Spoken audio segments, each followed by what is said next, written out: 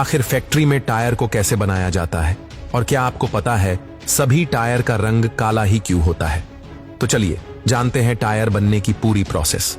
दोस्तों, टायर बनाने के लिए नेचुरल रबर का उपयोग किया जाता है।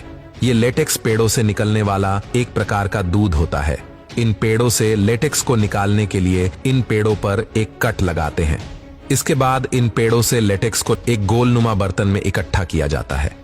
इसके बाद इस लेटेक्स में फार्मिक एसिड को डाला जाता है। उसके बाद इसे पूरे 12 घंटों के लिए ऐसे ही छोड़ दिया जाता है।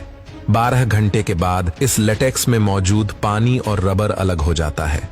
उसके बाद नेचुरल रबर के साथ सिंथेटिक रबर, कार्बन ब्लैक जैसे और भी जरूरी कंपोनेंट्स को ब्लेंडिंग मशीन में डालने का काम किया जाता है। इसके बाद ये सभी कंपोनेंट्स ब्लेंडिंग मशीन के अंदर अच्छे तरीके से मिक्स हो जाते हैं। इन सारी चीजों के मिक्स होने के बाद कुछ इस प्रकार का एक काले रंग का मटेरियल बनकर तैयार हो जाता है।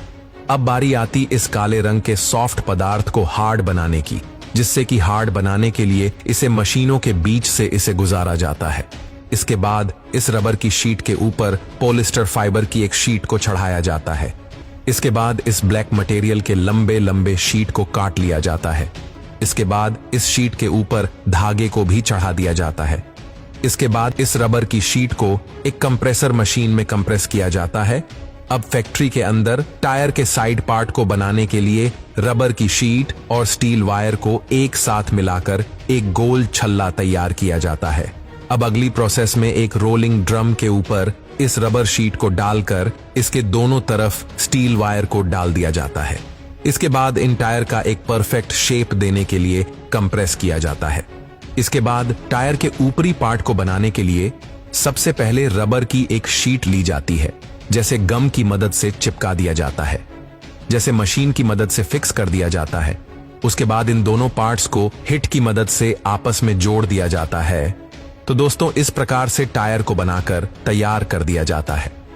लेकिन अभी इस टायर के ऊपर एक और चीज करनी बाकी है, जो कि है इस टायर के ऊपर मौजूद डिजाइन करने की।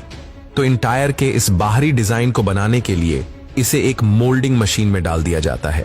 इसके बाद इस स्टार के ऊपर कंप्रेस किया जाता है और जब ये टायर मशीन के अंदर से निकलता है तो टायर के ऊपर डिजाइन बन चुका होता है।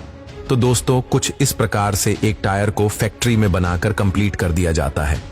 दोस्तों, अब जानते हैं सभी गाड़ियों के टायर का रंग काला ही क्यों होता है।